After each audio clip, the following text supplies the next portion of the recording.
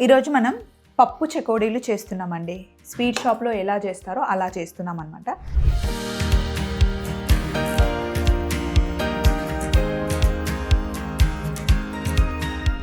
ఇక్కడ నీళ్లు మరిగించాను చూడండి. ఈ మరుగుతున్న నీళ్ళని ఇక్కడ ఒక కప్పులో బియ్యపిండి, ఇది బియ్యపిండికి సరిపడా ఉప్పు, కారం వేసి ఒకసారి బాగా మిక్స్ చేసుకోవాలి.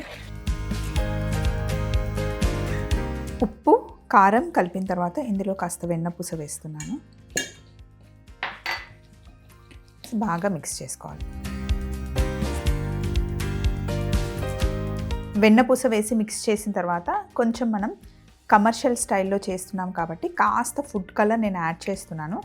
మీరు ఇంట్లో చేసుకుంటే వద్దు, అలా కలర్ వద్దు అనుకుంటే మీరు యాడ్ చేయకండి. బట్ నేను సేమ్ స్వీట్ షాప్లో వచ్చినట్టుగా రావాలి అని చెప్పేసి కలర్ వేస్తున్నాను. ఇలా బాగా మిక్స్ చేసిన తర్వాత ఇప్పుడు వేడి నీళ్ళు వేయాలి.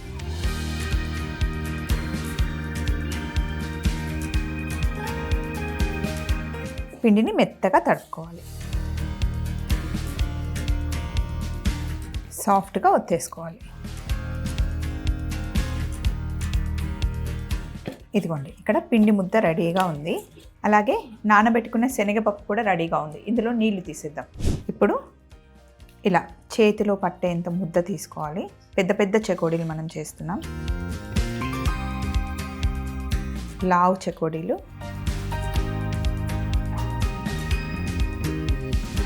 ఇలా ఫస్ట్ ముద్దలు చేసేసుకోండి.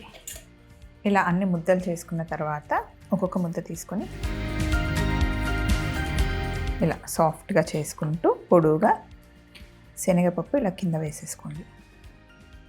శనగపప్పుని 1 గంట ముందు నానబెట్టేసేయాలి.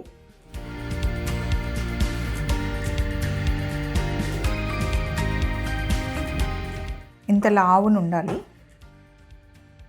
2 చేసేసి పప్పుని మంచిగా అద్దాలి. ఇలా పప్పు చెకోడీలు చేసేసుకోవడమే. పప్పు మంచిగా పట్టుకోవాలి. కొన్ని ఊడిపోతాయి డీప్ ఫ్రై అయ్యేటప్పుడు, మిగతావి పట్టుకుంటాయి. ఇలాగే ప్రతి ఒక్క బైట్లో మనకి శనగపప్పు తగలాలి.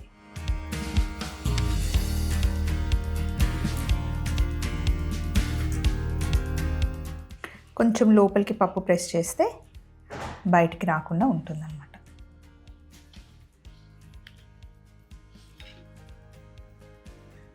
ఒక్కొక్క ముద్దలో 2 చెకోడీలు వచ్చేలాగా చేసేసుకోండి. ఈజీగా ఉంటుంది, కొంచెం పని తొందరగా అవుతుంది.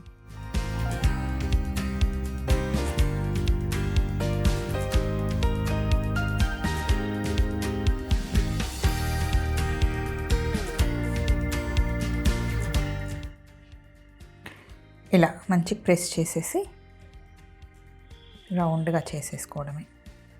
ప్రెస్ చేసి అంటుపెట్టుకోవడమే. ఇలాగే అన్నీ చేసేసుకోవడమే. ఇలా తయారు చేసుకున్న తర్వాత నూనెలో వేసుకొని ఫ్రై చేసుకోవడమే. వేయగానే ఎక్కువ బుడగలు కనిపిస్తున్నాయి కదా, బుడగలన్నీ తగ్గాయంటే ఫ్రై అయినట్టే.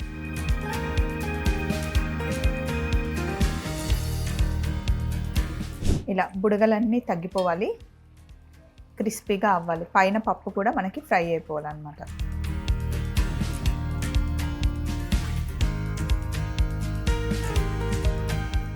సింపుల్గా తయారు చేసేసాం చూడండి. షాప్లో తింటాం కదా, సేమ్ అదే టేస్ట్ ఉంటాయి. మిగతాయి కూడా ఫ్రై చేసేసుకున్నాం. పప్పు చెకోడీలు రెడీ అయిపోయాయి చూడండి. పైన మనకి శనగపప్పు చక్కగా వేగింది కదా, క్రిస్పీగా ఉంటాయి. అండ్ బియ్య పిండితో చేసాం. ఆ కాంబినేషన్ ఎలాగో మనకి తెలిసిందే. ప్రతి ఒక్క బైట్లో మనకి క్రిస్పీగా ఉండే శనగపప్పు తగులుతూ ఉంటుంది. చిన్నప్పుడు షాపుల్లో కొనుక్కొని తినేవాళ్ళం కదా, ఇప్పుడు ఇంట్లో హ్యాపీగా చేసేసుకోవచ్చు.